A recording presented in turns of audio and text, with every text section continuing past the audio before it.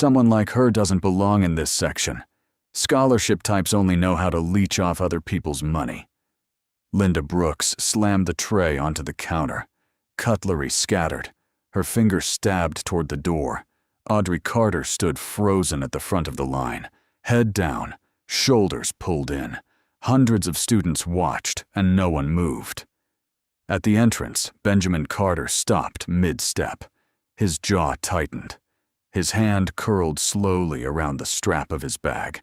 He knew that girl's face better than his own, and no one in that room knew who he was. Benjamin Carter had learned to measure his life in departures. A car to the airport before dawn, a boarding gate in a city he would not remember by morning. A hotel room where the only familiar thing was the photograph he set on the nightstand each night and packed away each day.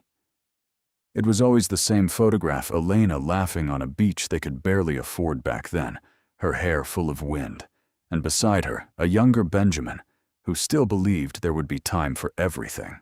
There had not been. Elena had died 4 years ago slowly in a hospital his money could not out-argue. He had built a company worth hundreds of millions of dollars, and none of it could buy back a single ordinary Tuesday with her. What she left behind was their daughter Audrey, and a promise Benjamin had made at her bedside, without fully understanding what it would cost him to keep it. Elena had grown up with nothing. She had put herself through college on a scholarship, working 2 jobs, sitting in lecture halls in second-hand coats, while wealthier students never learned her name. She used to say the world sorted people the moment it saw them, and that the sorting was almost always wrong. Near the end, she had held Audrey's hand and asked her for one thing. "Don't let anyone hand you your place in the world," she had said. "Take it yourself, on your own 2 feet. Promise me." Audrey had promised, and she was the kind of person who kept promises completely. So when the acceptance letter from Kingsley University arrived, she came to her father with a request that surprised him. "I want to go as no one," she said. "Not as your daughter, just a student who earned her seat." He had wanted to walk her onto that campus and dare the world to look down on her, but he understood that what she was asking for was the promise itself, made real. So he kept his name off the paperwork and let her enroll on her own record, which was strong enough to stand without him. When other students assumed from her plain clothes and careful budgeting that she was there on financial aid, Audrey never corrected them. She let the assumption stand, because in a way, it honored the woman who raised her. What neither of them accounted for was Linda Brooks. Linda had run the main dining hall at Kingsley for the better part of 2 decades, and in that time it had become less a place she worked and more a territory she governed. She knew which students came from families whose names appeared on donor plaques, and she treated them like guests in her home. She also believed she knew which students came from nothing, and toward them her manner cooled into something just short of contempt. The children of the plaques got second helpings without asking, and a smile she kept polished for them. The others got their portions weighed with her eyes, and their cards checked twice. Nobody had ever made her answer for it. Complaints slid off her like water off wax, because complaints from students who did not matter reached administrators who did not care. Over the years, the habit had hardened into something she no longer noticed she was doing, a way of reading a person's worth off their shoes and their posture, and being certain every time that she had read it correctly. Audrey had felt the temperature of that room from her first week. A tray inspected too closely, a meal plan card questioned as though it might be forged, a muttered comment about people who ate on other people's dime. She said nothing. She had promised to stand on her own feet, and standing meant absorbing. One person in that dining hall saw her clearly.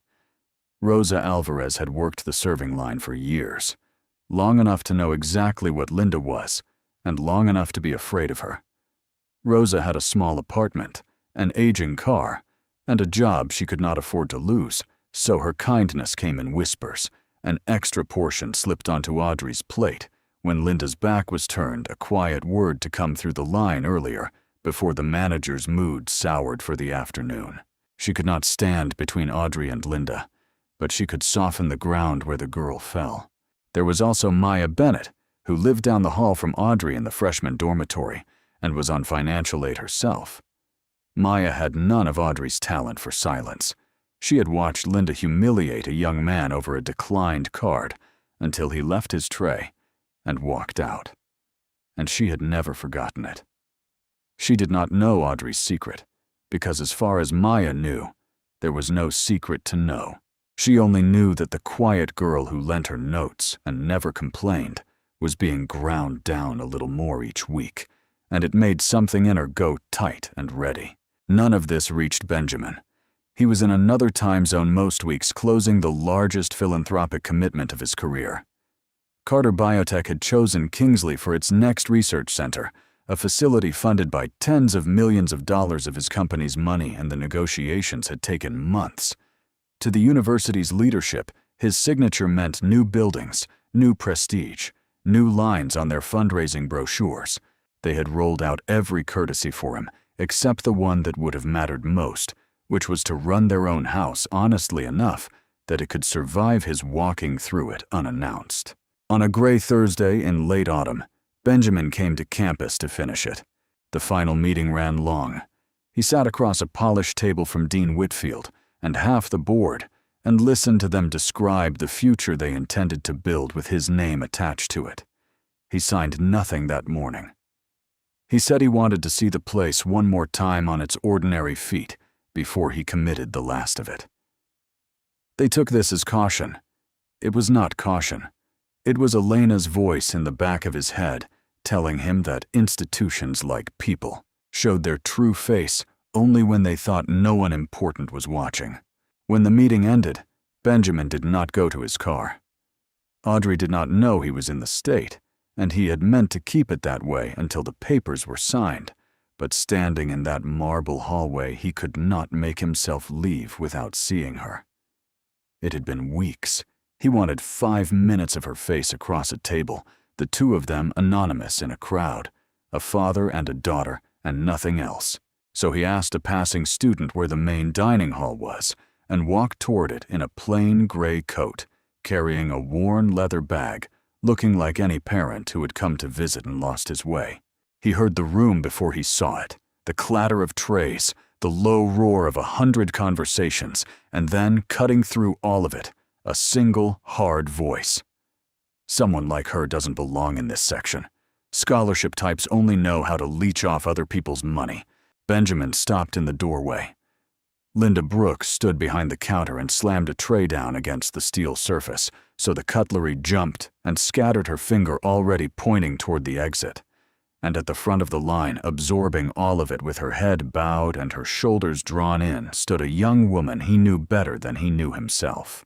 For a long moment, he could not move. His mind refused the image the way a hand refuses a flame. That could not be Audrey, the girl who had promised her dying mother she would stand on her own feet. And here she was, standing perfectly still, while a stranger stripped her dignity in front of hundreds of people doing nothing to stop it. Then he understood. She was doing nothing because she had decided long ago that this too was part of standing. Something turned over in his chest, cold and heavy. He should have crossed the room in 3 strides, said his name, and ended it in a sentence. He had that power in his pocket the way another man carries keys. One word about the contract sitting upstairs, and the woman behind the counter would have folded like paper. But that was exactly the trap, and some cold and careful part of him saw it clearly. If he ended this by revealing who he was, then the lesson everyone in the room would take away was not that a student had been wronged. It was that a wealthy man's daughter had been wronged, and that the wrong had been corrected because the man was wealthy. Nothing would change. Linda would go back to reading shoes and postures the next morning, only more careful about which trays she took. The rot would survive because he had reached in and pulled his own daughter out of it, without touching the thing itself. So before his anger could speak, an older and colder instinct spoke first, and it asked a question he needed answered more than he needed vengeance. If no one in this room knew his daughter was worth anything, would anyone defend her at all? So Benjamin Carter walked into the dining hall as no one. He moved through the crowd past students who did not glance at him until he stood beside Audrey at the front of the line. She felt him before she saw him, and when she turned her head, her face broke open with a shock she could not hide. "Dad," she said, barely a breath. "What are you—" "It's all right," Benjamin said quietly, resting a hand at her back. He looked at the woman behind the counter with the flat, patient attention of a man reading a document. "What seems to be the problem here?" Linda took him in with a single sweep. The plain coat, the scuffed bag, the unremarkable haircut of a man who did not spend money on being seen. She filed him instantly into a category she had used 1,000 times. "And who are you?" she said, her mouth curving. "Let me guess. You're the family. Of course you are. You people always travel in packs when there's a free meal involved." "I'm asking a simple question," Benjamin said. "This young woman paid for her meal. I watched her card go through. Why did you take her tray?" "Because I decide who eats in this section," Linda said, lifting her chin. "I've been running this hall longer than she's been alive, and I know a freeloader when one comes through my line. You want to defend her? Do it outside. Both of you. Now." Audrey's hand found her father's sleeve. "Dad, please," she whispered. "Just leave it. It's fine. It's not worth it." That was the moment that nearly undid him. Not the insult, but the apology in his own daughter's voice. The reflex of a person so used to being made small that she would rather swallow it 100th time than let anyone fight for her. "It's worth it," he told her. "It has always been worth it. You just never let me know." Linda's patience, which had never been deep, ran out. She reached for the phone mounted behind the counter and jabbed a number. "Security," she said loud enough for the room. "I've got a disturbance in the main hall. A man's harassing my staff and refusing to leave. Send someone now." She hung up and folded her arms. "They're on their way. You've got about 2 minutes to take your daughter and clear out. I've done this before. I always win." Benjamin looked at her for a long moment. He thought of the contracts sitting unsigned in Dean Whitfield's office, of the tens of millions of dollars this woman did not know were entirely within his power to give or withhold, of how one sentence would collapse her whole performance into rubble. He said none of it because he had his answer now, and it was worse than he had feared. This was not a single bad afternoon. This was a machine that had been running smoothly for years, precisely because it was so sure no one who mattered would ever be standing in the line. "All right," Benjamin said. "We'll wait for them." Audrey stared at him confused because she had expected him to either explode or retreat, and he had done neither. He had folded his own power away as carefully as she had learned to fold herself, and for the same reason, though she did not yet understand it. He wanted the truth to walk all the way into the light on its own. Down the line, Rosa Alvarez had gone, still a serving spoon frozen in her hand. She had seen this scene in a dozen versions and knew exactly how it ended, with the student gone and Linda triumphant. But something about the calm man in the gray coat did not fit the pattern, and near the middle of the room, Maya Bennett set down her fork. She had been half listening, the way everyone half listens to a commotion that isn't theirs. And then she had heard the word freeloader and seen who was taking it. And something in her went from warm to cold and steady in a single beat. She stood, reached into her pocket, and closed her fingers around her phone. Around her, other students who had felt Linda's contempt and buried it had begun to notice too. The air in the hall had shifted from noise into something watchful and taut. 100 people sensing that the usual script was about to break. The doors at the far end swung open and the security guards walked in. The 2 guards crossed the hall with the unhurried confidence of men who had settled disturbances before. The older of them, a broad man named Frank Doyle, reached the counter first and looked from Linda to Benjamin. "This the one?" he asked. "That's him," Linda said. "Wouldn't leave when I told him to. Started making threats. I want him off the premises." Benjamin turned to the guard with the same calm he had held since the doorway. "I haven't threatened anyone. I asked why my daughter's paid meal was taken from her. That's the entire disturbance." Doyle studied him. There was something in the man's steadiness that did not match Linda's story, and Doyle had worked long enough to know the loud ones were rarely the dangerous ones. "Sir, I'm going to need to see some identification." Benjamin reached for the leather bag at his side. Before his hand touched it, Linda's was already there. "Let me save us all the trouble," she said, and she snatched the bag off his shoulder and swung it onto the counter. "People like this are always carrying something they shouldn't. Let's see what he's really here for." It happened so fast that Doyle only half lifted a hand to stop it. Linda had already flipped the bag open and begun pulling its contents onto the steel surface in front of the whole watching room, a woman so certain of her standing that it had never once occurred to her that rifling through someone's private property might be the thing she would answer for. Papers spilled across the counter. Folders. A leather portfolio embossed with a company seal. A slim silver case of business cards that fanned open when it struck the metal. To anyone who bothered to read them, the documents were unmistakable contracts on Carter Biotech letterhead, a term sheet with a figure that ran into the tens of millions of dollars correspondence addressed to Dean Whitfield and the Kingsley Board. Linda did not bother to read them. She gave the pile a single contemptuous glance, decided it was nothing, and swept it aside with the back of her hand. "See?" she said to the guard. "Junk. Trying to look important. That's all his type ever does." Audrey watched her father's business cards scatter across the counter, and something broke loose in her chest. "Dad, this isn't the first time," she said, the words coming out in a rush she could no longer hold back. "It's been happening since the second week.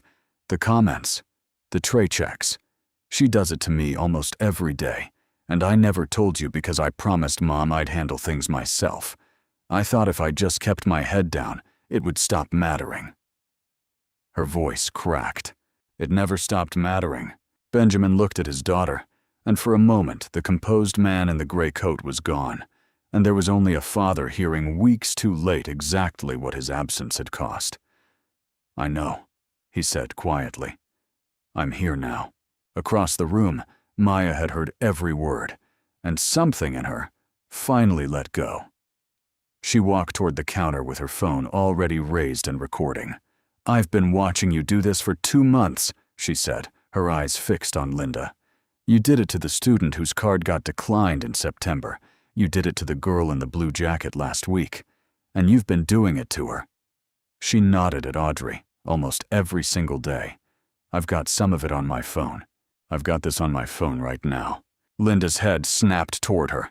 "Put that away. You are not permitted to record staff." "There's no rule against it, and you know it," Maya said, and she did not lower the phone. She was no longer alone. At 3-4 tables around the hall, students who had swallowed their own small humiliations were on their feet now, with their phones up a ring of raised screens, closing quietly around the counter. Linda Brooks, who had governed this space for the better part of 20 years, on the certainty that no one would ever hold up a mirror, was standing at the center of 100 of them. Frank Doyle picked up one of the scattered business cards, read it, and his expression changed in a way that made Linda's stomach tighten for the first time. He set the card down very carefully, the way a man sets down something he suddenly understands is not his to handle. "Ma'am," he said, and his voice had gone formal, "I think we should wait before we do anything else." "Wait for what I told you to remove him." Doyle did not answer her. He had taken out his radio. At the far end of the hall, the doors opened again. Dean Whitfield came through them at something close to a run, which was not a thing the Dean of Kingsley was often seen to do. Behind him came 2 members of the board, still in their morning suits, all 3 faces, wearing the specific bloodless horror of people who have just been told over a radio exactly whose bag is being emptied onto a cafeteria counter. Whitfield's eyes found Benjamin, and he stopped dead. "Mr. Carter," he said. The name carried farther in the silent room than he intended. He turned on Linda with a fury made worse by fear. "What is happening here?" Linda's certainty flickered for the first time. This man was causing a disturbance. I was handling it. He's just a parent. That man, Whitfield said, his voice shaking, is Benjamin Carter, the chief executive of Carter Biotech. He sits on this university's advisory board. He is the largest donor this institution has ever courted, and he is preparing to fund a research center with tens of millions of dollars of his company's money. He drew a breath that did nothing to steady him. "And you have just emptied his personal belongings onto a counter in front of the entire student body." The word moved through the hall like a dropped stone through water. Rosa Alvarez at the serving line put her hand over her mouth. And Linda Brooks, who had spent 2 decades sorting people the instant she saw them, watched her. Sorting collapse in a single sentence. The man she had filed as nothing was the most powerful person who had ever walked through her line.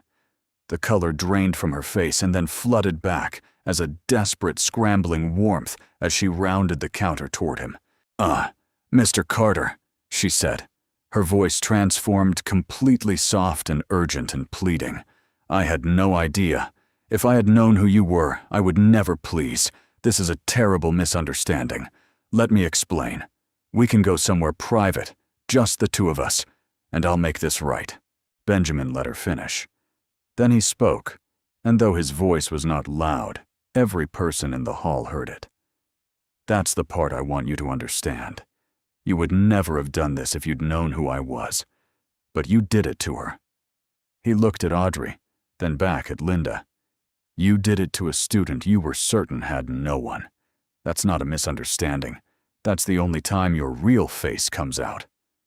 "Mr. Carter, please." "No," he said. "There's nothing to discuss privately. You took my daughter's tray in front of every one of these people. You did this in public. It gets answered in public." Whitfield stepped forward quickly, hands half raised. "Mr. Carter, of course, but perhaps we could move this to my office where we can address it properly." "We can go to your office after," Benjamin said, "but not to make this quieter, to make it bigger." He turned his full attention on the dean, and for the first time steel showed plainly under the calm.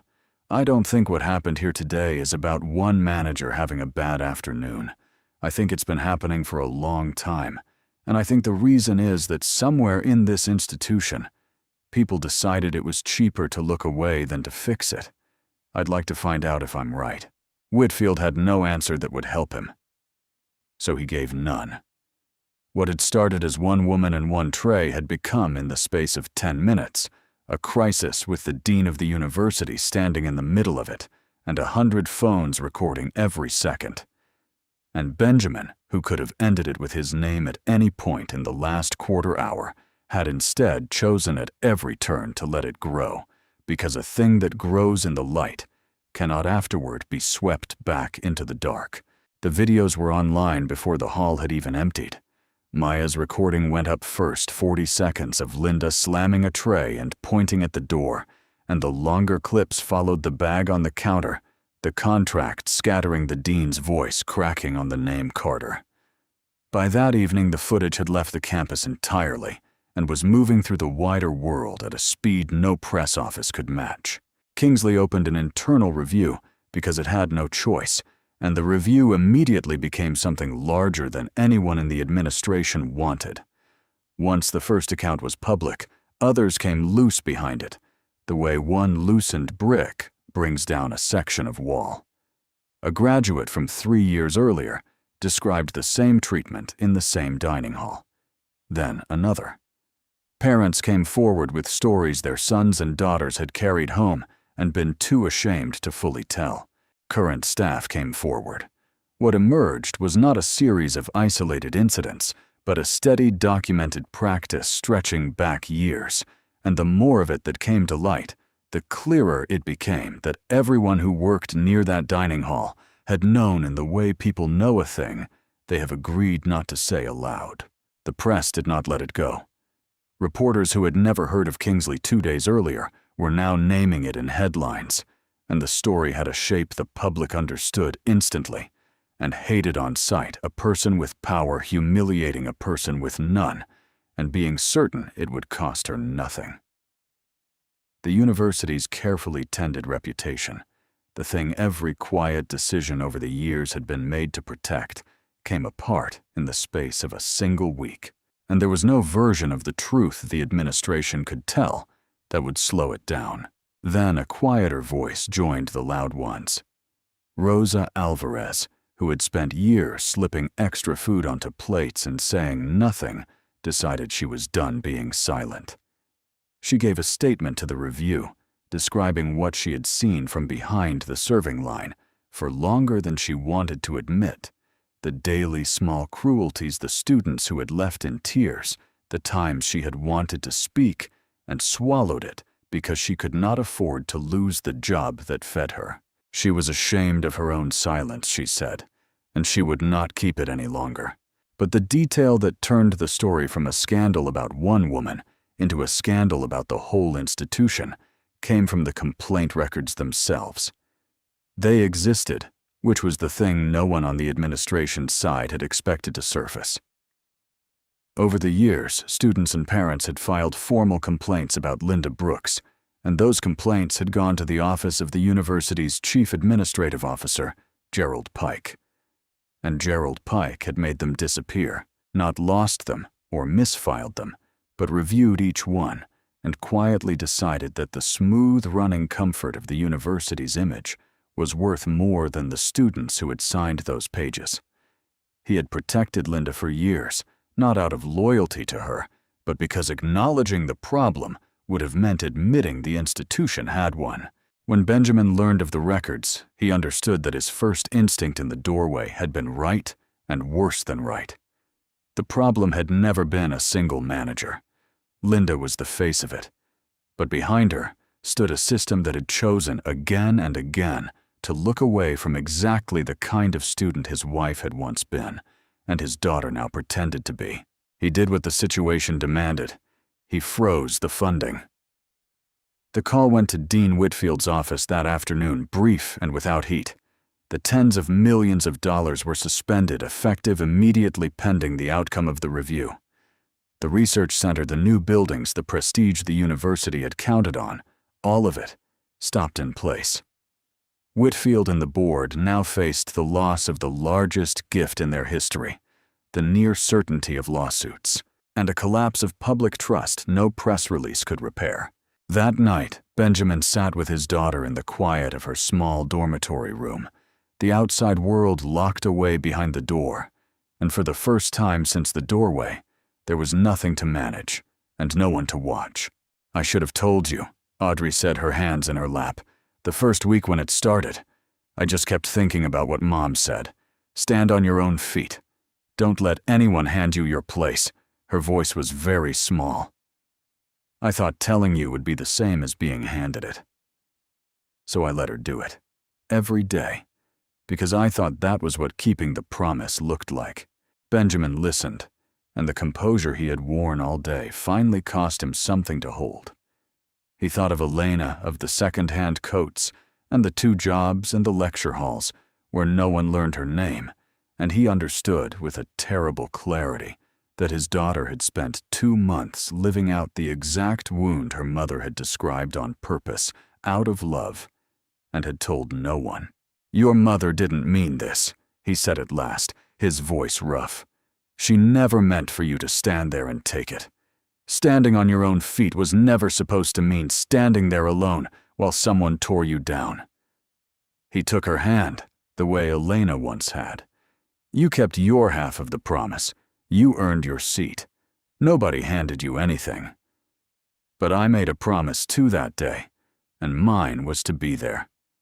And I wasn't. I was in some other city closing some other deal while this happened to you over and over, and you carried it by yourself because you didn't want to fail her."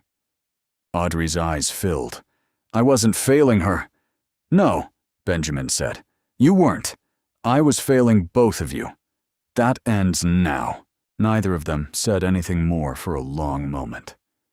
Outside the door, the story was still spreading, still pulling loose brick after brick from a wall that had stood too long. The funding was frozen. The university was in freefall, and in a small room above all of it, a father sat holding his daughter's hand and understood that winning was going to be the easy part. What came next, the deciding of what to do with a victory this complete, was the part that would tell him what kind of man he actually was. The review Kingsley had opened out of necessity soon passed out of its hands. Within days, the board voted under enormous public pressure to bring in an independent investigation, a firm with no ties to the university and no reason to protect anyone inside it. Benjamin had insisted on it as a condition of even discussing the frozen funding, and by then, the leadership had no leverage left to refuse. The people who had spent years keeping the machine quiet were now the ones being examined by it. The investigation moved quickly because so much of the evidence had already surfaced on its own. The videos were public. The former students had told their stories. The complaint records once Gerald Pike could no longer make them vanish were pulled from the archives and laid out in sequence, and the sequence told everything. Year after year, a signed complaint arriving in his office, and year after year, a decision made in that office to bury it. Linda Brooks was suspended within the first week and did not return. The findings against her were not limited to the day in the dining hall, though that day was the center of them. There was the pattern of humiliation stretching back years documented now in the words of the people who had lived it. There was the matter of the bag, which the investigators and eventually the district attorney treated not as a heated moment, but as what it was, the seizure and search of another person's property in front of hundreds of witnesses. She was charged. The woman who had told a security guard, "I always win," because she had never once lost, was now facing counts of harassment, discriminatory misconduct, and the unlawful taking of personal property. And this time there was no donor plaque and no protected reputation standing between her and the consequences. In the months that followed, she would answer for it in a courtroom rather than a private office, and the certainty that had carried her through 20 years of taking trays would find nothing to hold on to there. The thing that had always protected her had never been her own strength. It had been the willingness of people above her to look away, and that willingness was gone. Gerald Pike lasted a little longer, but not much. When the records became public and the timeline of his choices could no longer be argued with, his position was untenable. He resigned rather than be removed, and 2 other administrators who had known and stayed silent resigned alongside him. The men who had decided the university's image was worth more than its students discovered that the image had never really been theirs to protect, and that in protecting it the way they had destroyed the only thing that gave it value. For the people Linda had ground down over the years, the reckoning arrived with a strange delayed force.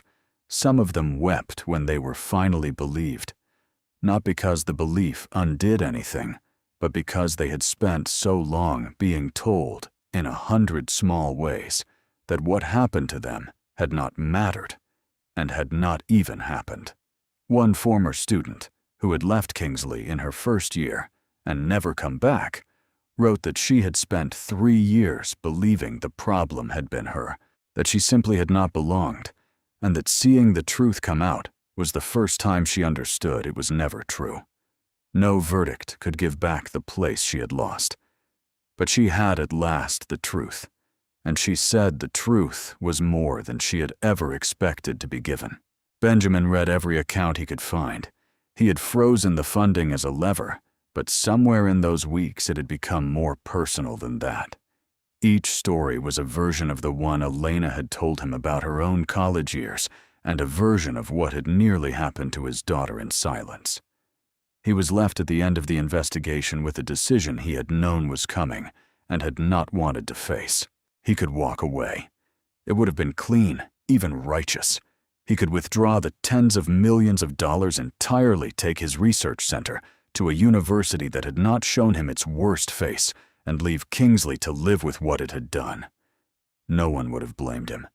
It was the easier path, the path of a man who cuts his losses and keeps his hands clean of a broken thing. Or he could stay and use the one lever he still held and force the broken thing to become something better than it had been. He chose to stay.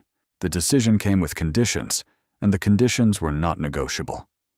Benjamin sat across from what remained of the board in a room with far fewer people in it than the last time and laid them out plainly. The funding would resume all of it, but it would resume only alongside a complete overhaul of how the university governed itself and answered to the people in its care.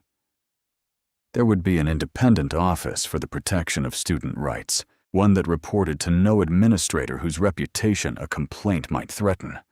The entire process for receiving and resolving complaints would be rebuilt from the ground up, designed so that no single person could ever again do what Gerald Pike had done, quietly deciding on his own that a signed grievance was not worth acting on. Complaints would be tracked, reviewed by more than one set of eyes, and impossible to make disappear. The board agreed to all of it. They were in no position to do otherwise, and some of them, chastened by what they had seen in themselves, agreed to more than they had to. The changes did not stay on paper. The new office was built and staffed and given real authority rather than the ceremonial kind, and its shape owed as much to the students as to Benjamin, because Audrey would not let it be otherwise. She and Maya Bennett, who had stood up in that dining hall when standing up, cost her something and gained her nothing, founded a program for incoming students, a network meant to catch exactly the kind of person who had once been made to feel she did not belong.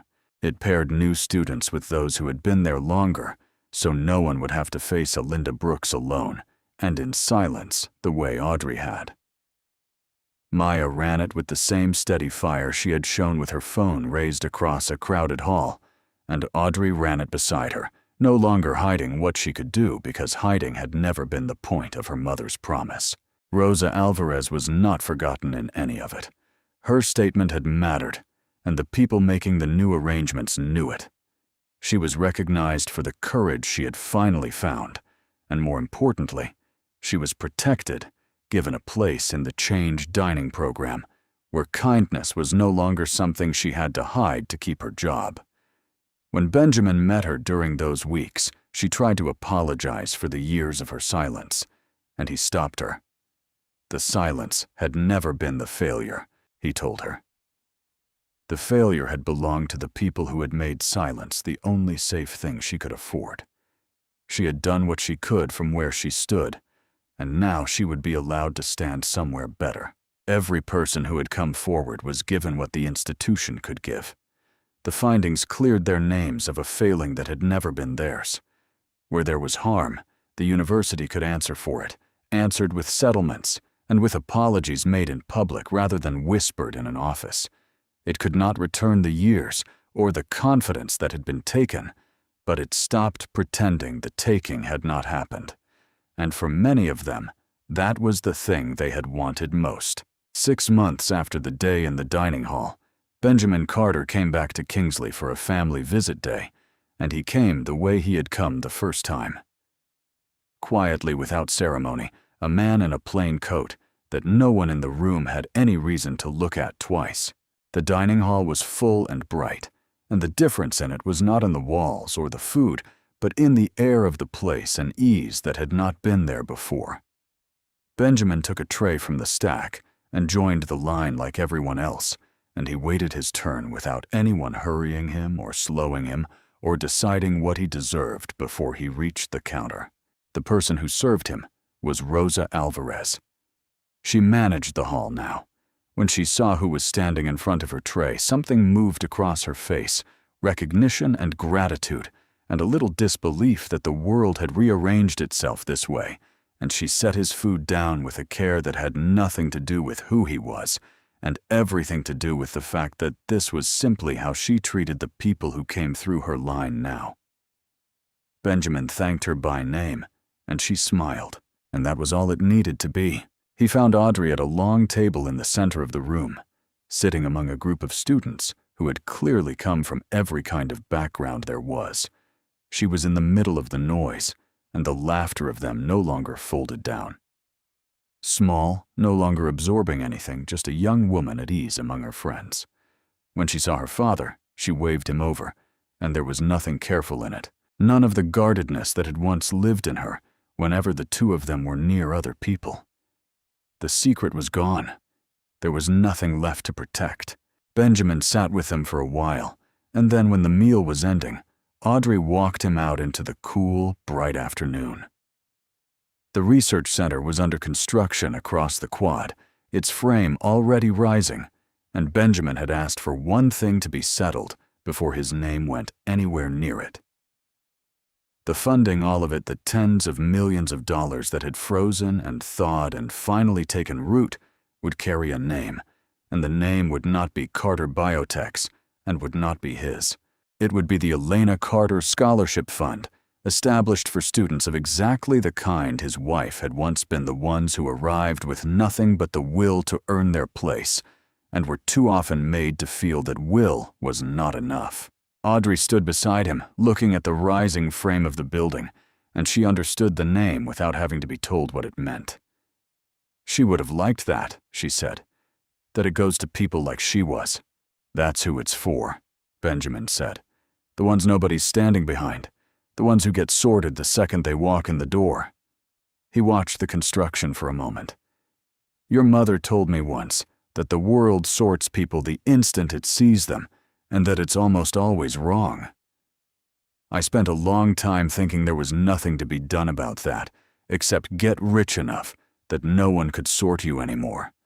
But that's not fixing it. That's just buying your own way out of it. This is the other thing. Audrey slipped her arm through his. You kept your promise, she said. The one you made that day. You said you'd be there. You are. Benjamin did not answer right away. He was thinking of Elena, of the beach and the wind, and the second-hand coats of the woman who had put herself through school on a scholarship and married a man who did not yet have a dime, and who had spent the last of her strength making their daughter promise to stand on her own 2 feet. He had spent 4 years measuring his life in departures in airports and hotel rooms and photographs packed away each morning. He was done measuring it that way. She kept hers too, he said. Finally, his voice not quite steady. You did. You earned your seat and nobody handed it to you, not once, not even when it would have been easy to let them. She'd be proud of that. She'd be proud of you. He looked out at the building that would carry her name. So am I. They stood together a while longer, the father and the daughter watching the frame of something rise where there had once been only empty ground. The scandal had run its course. The woman who had ruled the dining hall was gone, and so was the man who had shielded her, and so was the quiet arrangement that had let both of them harm people for years without cost. In their place was an office that could not be silenced, a student network that would catch the next person before she fell, and a fund that would open a door for the ones the world was quickest to turn away. None of it undid the 2 months Audrey had spent absorbing what she should never have had to absorb. None of it gave the departed student back her lost years or handed Rosa back the ones she had spent afraid. What it did was smaller and more durable than that. It made the place fairer for the people who would come after the ones with no powerful name behind them. That, in the end, was the whole of it. Respect had never been something a person should have to earn by mattering to someone important. Audrey had not become worthy of decency the moment it was discovered that her father owned half the buildings. She had been worthy of it standing in that line with her head down and her tray taken when everyone in the room believed she was no one at all. A system was only truly just, Benjamin had come to understand. When it protected the person, the world had decided did not count. Precisely because the world had decided it. The wind moved across the quad. Audrey leaned her head against her father's shoulder, and Benjamin Carter, who had finally stopped leaving, stayed exactly where he was.